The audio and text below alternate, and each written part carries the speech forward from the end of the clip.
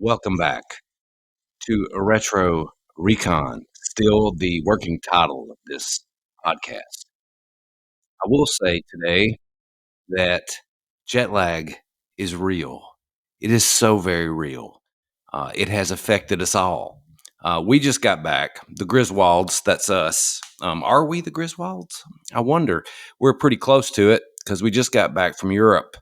The entire family, myself, my wife Cheryl, my son Jesse, and my daughter Maddie, all of us went to Europe. Europe is an amazing place, so much fun. We're going to talk about that today, a little bit about some of the things that we experienced while we were in Europe. But let's get back to this jet lag thing because your circadian rhythm, I think I said that right. Maybe I did. Um, if it gets messed up, your whole world gets turned upside down. You think, oh no, that's not true. You can fight through it.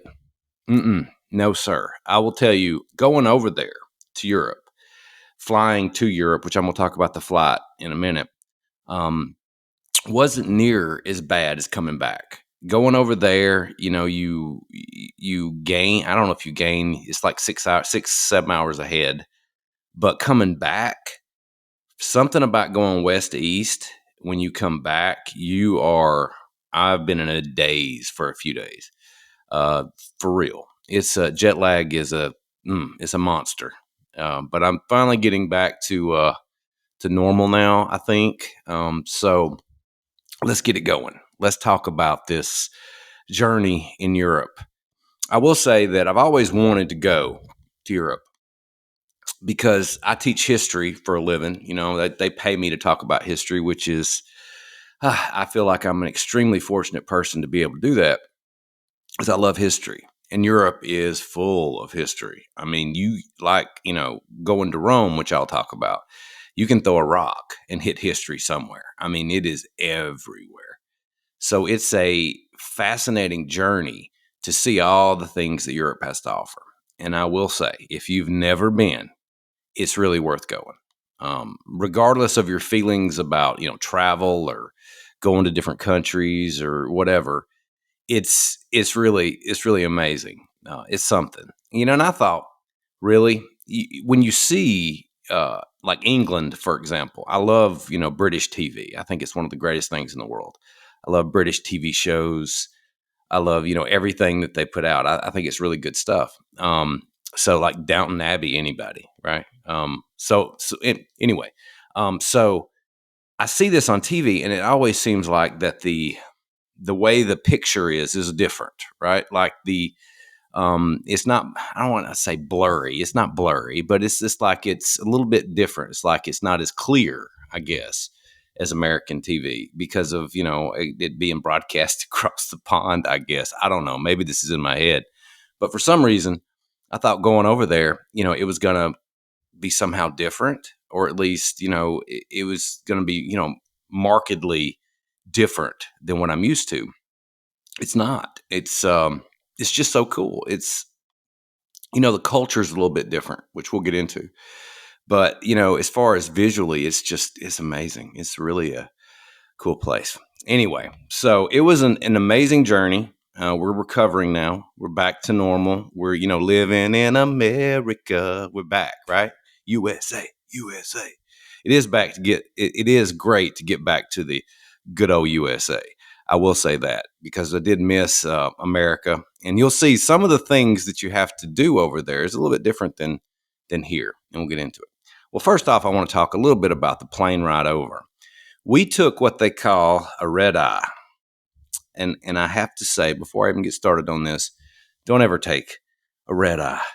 It was absolutely it was it was not good. Okay, so basically what that means is we're gonna go over there. We're gonna fly all night long because it's like 8 to 9 hours flying on this flight. It was direct. We drove to Atlanta and from Birmingham to Atlanta, and then we flew directly from Atlanta to Heathrow Airport in London. Right? Sounds great. So the idea is that you get on the flight at night, and then you sleep the whole way over, and then when you get over there, they're ahead. The time is, but it'll be roughly if you can sleep that night on the plane, right? you're in good shape when you get to London because they're like 6 hours ahead. So you get over there around lunchtime, I guess. I can't remember exactly what time, but you fly all night long. So we get on the plane, which that's another thing. Getting on a plane is a very interesting thing because they do it in zones. If you've ever flown, they will load you onto the plane in zones. They do the, very special people, or people that need help, which I'm cool with, right? No problem. If you need to, have some help or some extra assistance getting on the plane, totally, have at it. Um, but then you get the special people who have like special reasons to get on the plane because I'm rich or whatever. I don't know. And they get the first class, which undoubtedly they can just lay out on the floor in first class. They got a bed and I don't know what all. But it sounds like they have it, rock and rolling a good old time up in first class. Now we didn't, of course, fly first class because it's a lot more money to do that, I guess. Of course, after my experience, I would pay it. I swear. So we were in economy class, right? Which is like, if you're going to compare it to something like, the people in the Titanic that they locked below that, were going to drown, the steerage, that's kind of economy class on a plane, I guess, is a good way to, look at it. You're not a lot of room. You're sitting right next to people, and I had to sit next to people I didn't know because we had four of us, and they had three seats in the middle, and wife and kids sat together, and I sat over by someone I didn't know, which was fine. I don't, I've never met a stranger, so I'm cool with that. But you load up on the plane, you get on, you go in your different zones. We were like zone 7 or something, so it took forever to get on the plane, and then even though you're going to the same place, if you happen to step in front of someone at the, going getting on the plane, even though it doesn't really matter, there's not a race here, right? You're not getting a prize for getting on the plane before somebody else. People get upset. I mean, you see it, you watch them. They're like, "Oh, I can't believe they broke in line." It is really an interesting thing. A psychologist could do some serious work at a airport. So we get on the plane, and I notice as soon as I go to sit down that there is a pillow and a blanket on this flight. So already it's like, okay, so they're expecting us to sleep on this thing, right? A very long flight. So I sit down. There's a young lady sitting beside me, and very nice.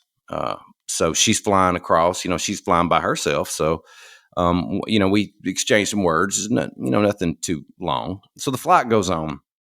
Long story short on this thing, like 8-9 hours on this flight. You have food. They serve you food. It's interesting. I mean, you're not, it's microwave food. I mean, you're not getting anything like, now we'll say the waffles the next morning were pretty good. But you're not, it's like going to a barbecue restaurant that doesn't have like a smokestack out front. They're heating that food up. It's not, so the, the food is okay. Not bad. I mean, it's airplane food. Sleeping, though, on a plane in economy class is nearly impossible. I don't know how you do it. There was a guy who sat in front that had like a inflatable thing. It almost looked like an inflatable, like a float you would have in a pool. And he stuck his head down in this thing and tried to sleep. Well, I mean, I guess he fell asleep. I don't know, but he tried for sure. I didn't. Couldn't sleep. It was not good. And eventually, what I did, if anyone has ever heard of raw dogging a flight, that's really what I did. I stared at the back of the seat for like 8 hours. I tried to watch some movies. It's okay. I mean, the movies are good, but it's a little screen. And if the person in front of you leans back too far, you can't see the screen as well. So, but it was like, if you've ever seen Seinfeld, the episode where Putty is flying on the plane and Elaine loses her mind because he's just going to fly on this entire flight looking at the back of the seat, not do anything. That's basically what I did. So I was really, really happy to get to London. I will tell you. Oh, gosh. When we finally got to London, it was like I felt great because I was getting off this plane, because being on that plane for that long was, it was rough. It was a long flight. And it was what it was. Anyway, so we get to London, right? London town. This is really cool. I've always wanted to see this place. Now, what you discover when you go to Europe, really, right out of the gate, is there are some, cultural differences. There are some things that are a little bit, different there, right? Some of the food is different. Some of the way people describe things is different. One of the things that I noticed is Americans love water. We drink water like nobody's business, and we drink a lot of water. We love it. But the thing is that you have when you are dealing with water and drinking it. So, water is an amazing thing all the way around. We love water as Americans. We drink a lot. Now, over there, they don't drink as much water, and it's not as readily available. Plus, the water bottles are different. I have one here. If you're watching, if you're listening, it doesn't matter. I can explain it. But so the water bottles that they have, the caps won't come off. They won't. So this is brilliant, I guess, because if you ever lost your cap to a water bottle, it is cool to have it, just sort of sewed on there. You keep it, although it gets in the way when you drink. But I noticed when we went to restaurants and stuff that they literally will bring one bottle of water to the table and they'll give you like a shot. I mean, literally, it's like they're bringing a bottle of tequila or something to the table and just giving you a shot. And I'm like, hey, come on, man, I want some more of that water. Give me some more of that water. I need it. So it is, you want that water. When you finally sit down, especially if you're walking around all day long, you finally sit down to sit at a restaurant or whatever, you want that water and you are like, give me more. I mean, it's like y'all are stingy with your water. Goodness gracious. Anyway, that's just one difference. Also, when you're on an elevator, you will find that one is not the floor you want to go to. It is zero. You want to go to zero in Europe, right? Got to go to zero because one is going to take you to another floor and you're not going to get to the bottom. You have to go to zero. That's the thing. They also have the metric system over there. So that's the thing. So when you are, if you go to France, and I did this, I got a quarter pounder with cheese. And of course, it's the Royale with cheese. Thank you, Quentin Tarantino. Things like that. Also, if you are setting your air conditioner, which is another thing, not a lot of air over there. They don't do air conditioning a lot. There are some places you will go into if it's hot and it stays hot. We went into a gift shop in London. It was like a sauna. I couldn't stay in there. I don't know how the guy was inside with a hoodie on, and how he was in there, I don't know. I mean, I walked in this place and I left. I said, I can't stay in here. This is it's like an oven, like literally a convection oven in this thing. The people that picked us up at the airport told us that they were going through kind of a heat wave in London at the time, so everybody's upset, not happy, right? Because it's so hot and we're not sleeping because most people don't have air. They don't have air conditioning, which is something. But if you go to set your air conditioner, what you'll find is it's not Fahrenheit, it's Celsius. So it's I don't understand it. So they didn't. If they did teach that in school, I don't remember. But there is some difference, cultural differences and things along those lines. Those are just a few. But we got hit right out of the gate with something that was very. It was confusing to everyone. And I'll explain it. I like to. This is going to be called the hamper incident. So the hamper incident occurred. We got to this hotel in London, beautiful hotel. I mean, it was amazing. This place was awesome. They had like a Michelin rated restaurant there we were staying. So we never ate there, which we should have, but we didn't. So we walk in. It's like this cool place. They're grabbing your luggage up. They're wanting a tip. I mean, I get what they're doing. They're grabbing your luggage up. They're going to take it up and different things like that. So we walk in and we're checking into this place and they're speaking that beautiful British, come on in, that thing. And so we're checking in, and all of a sudden the lady that's checking us in, very nice lady, she says, we have a hamper for you. And we looked at each other, and my wife looked at me and I looked at her, and I'm like, what? She said, we have a hamper. And she smiled. He said, this is something for you. We have a hamper. And and I told her, and we looked at it, I said, we don't understand. And she said, a hamper. Like, we don't know what you're, I mean, I looked at her and I said, look, where I come from, a hamper is where you put your dirty clothes, right?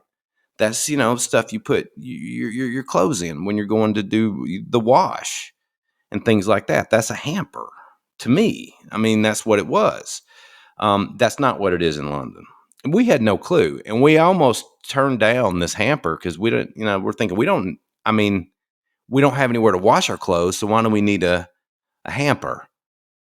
Now, as it turns out, the hamper was not something to put your dirty clothes in. The hamper was actually a gift basket. In London, a hamper is a gift basket. So they had given us like some tea. They love tea over there. They love their tea. A lot of tea. It still tastes like dirt water to me, but they have tea. So there was tea in there, and there was some fruit, I think, and it was a nice little gift basket. It was sweet, but we had no clue. We had no clue that's what a hamper was. That's just sort of some of the things you will run into in these cultural differences. You never know what you're going to run into over there. And in fact, I just read a story yesterday that a guy had found, and he was in a different part of England, near where the legendary, King Arthur was supposed to be. They have like a tourist area there. It's Tintagel or something, I think. Anyway, so he's over there and he finds a unicorn skull. Now, obviously, this is not an actual unicorn. I don't think. I mean, I don't think they exist. I think they're mythical creatures. But he finds a skull with a horn on it. I don't know what it was exactly. But this family, they're from Canada, and they find this unicorn skull or whatever it is. And so they're like, okay. And they take it from this area and they go and trade it at a pub. Another thing that's big over there are pubs. They trade it for a couple of pints. Now, as it turns out, that was illegal. They shouldn't have taken this from the area, and people were very upset about that. It was Cornwall, I think, is where it was. Anyway, so we, of course, weren't lucky enough to find the unicorn skull, although I did have fish and chips at the Tower of London, and they put what appeared to be gravy on it. And it wasn't gravy. I don't really know what it was. I still not 100% sure. It was brown, and they put it on the fish, and I don't know. It was good. It was nice. I'm not a big fan of the green pea thing. They have like either green peas or some kind of green pea puree that looks exorcist like kind of. Not a big fan of that. The fish and chips are great. I also had strawberries and cream there, as a matter of fact. So it was that was cool. So, there are some cultural differences that you run into. Now, as we left London, we actually, another thing before I get to leaving London, something you have to remember when you're there. They drive on the wrong side of the road, at least as far as they say we drive on the wrong side of the road, but of course, we think they drive on the wrong side of the road. So, one thing that is very important is the way you look when you try to cross the road, because in my head I'm looking toward where our traffic comes from, right? So I'm looking left, but you got to look right, or vice versa. I don't know, but you got to look the opposite direction of where you think traffic is coming from, because if you look the way that we think traffic is coming from, it's not.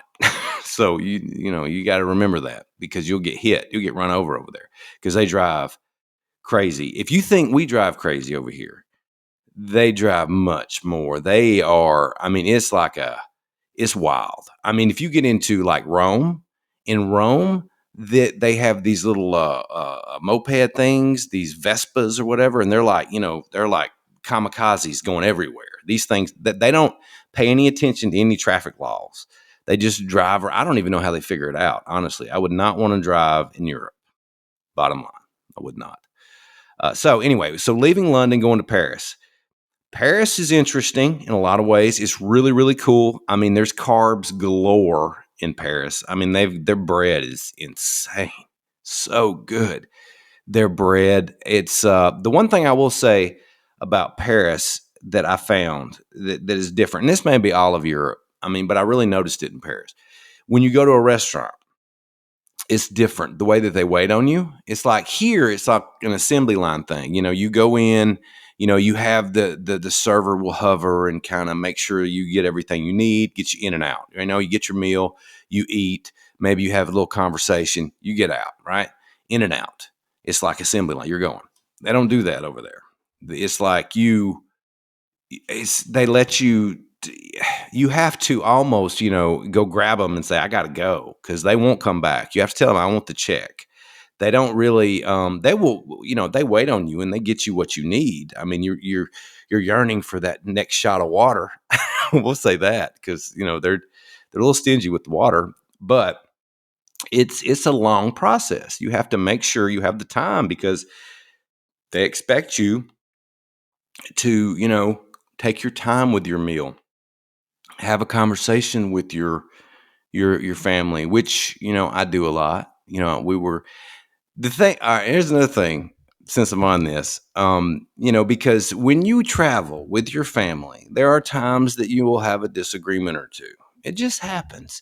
It's one of those things that you spend too much time together, maybe sometimes, and you have a disagreement. Well, the Parisians are they're very quiet about things. It's like if you are the person who's really loud, you draw a lot of attention and they find that rude, right? So you shouldn't be loud when you're having a conversation or you're upset or you shouldn't, so I kept that in mind because I'm can be an animated guy sometimes. So we tried to be as quiet or as we could, and respectful of the French culture while we were there.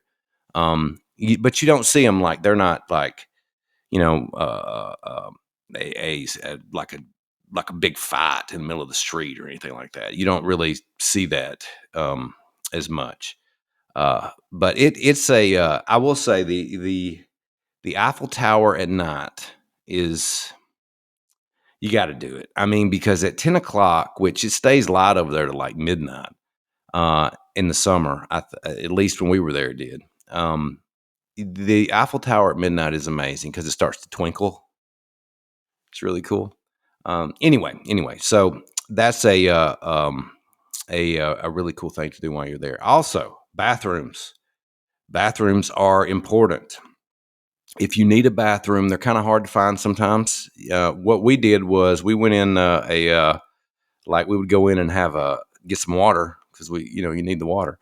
Or we went in a cookie place. It was I forget what they called these things. It wasn't cookies, but it was something like a cookie in Paris to let Maddie use the bathroom. Now, after she did, we sat down, we ate the cookies, and we drank some water, a lot of water.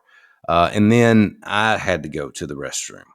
Well, these things sometimes are hard to find. They're not as, clearly marked in some cases. You're not really sure. A lot of times they're like down these steps and you go down steps and you find them down there and they operate a little bit differently, the way that they flush. And, sometimes finding the actual flushing mechanism can be a challenge because they're different. They're not like ours. So that is a challenge. But what I did was I went out the wrong door. And as I mentioned earlier, they don't have air in a lot of these places. This place had a portable air conditioner. I went out the wrong door, and dumb American me, the exhaust of the air conditioner, they had this like it's not a pipe, but it was like um, an extension of the air out into this alley that I walked out into accidentally, which there was no bathroom out there, and it broke, and that was kind of embarrassing for me in Paris. I kind of played it off like I don't know what that was, and then they had to fix it while we were eating our cookies, and we finally got out of there. It took a while because, as I mentioned, getting the check in these places it takes a minute, so you're there for a while. It's kind of a process when it's like an experience when you're in an eating place.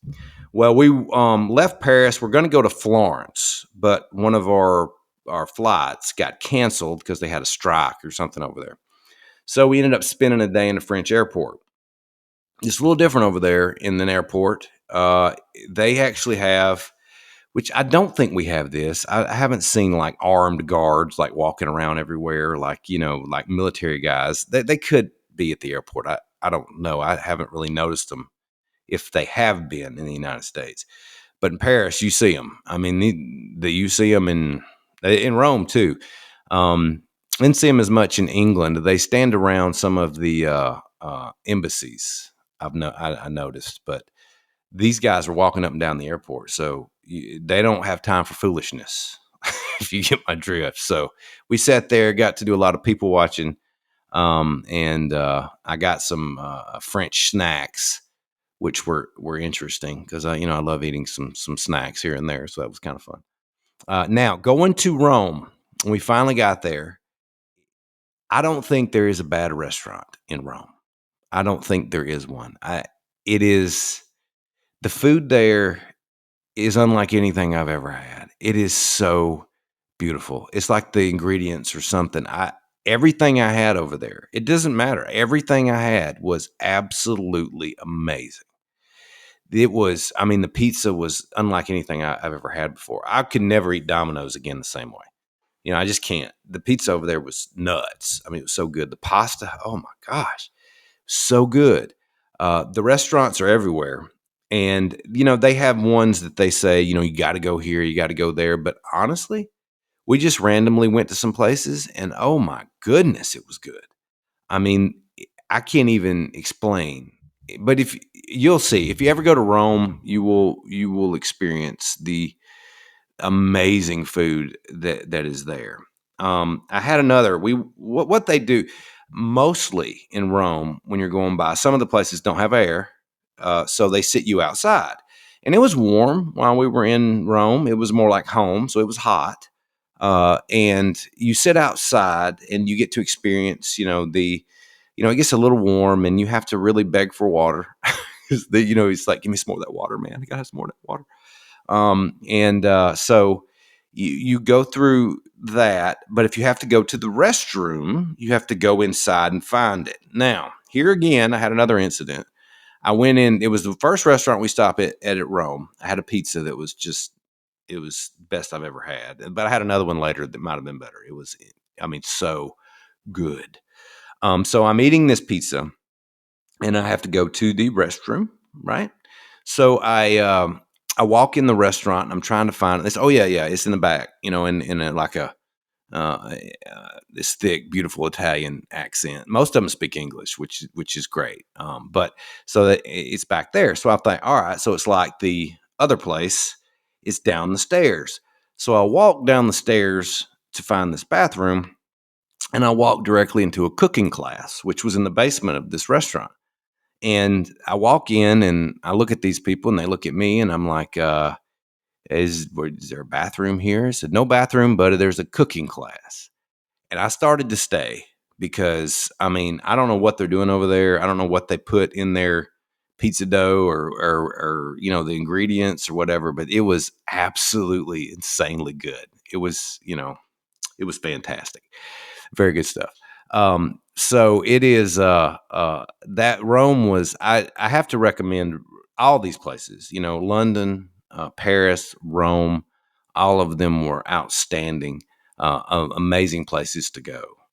They really, really were. Now I will say something about the Italians. I mentioned earlier about the French don't like to, they won't disagree with each other like in a loud way.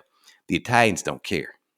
They get after it. I saw it several places. It's kind of fun to watch because they will get angry and it's a beautiful language. It's fun to watch them get mad at each other in Italian. It was kind of cool. I have to say I was impressed. But really the folks in Europe are just like us. I mean, there's a guy that I talked to in London, for an example. Like they have at the Tower of London, they have a person who is in charge of the ravens. He's like the Raven Master, right? Which sounds like a cool job to me. But you are like, you take care of the ravens. The ravens are important. And one of our guides that we had over there, he said, he loves the NFL. He loves football. He loves watching it all the time.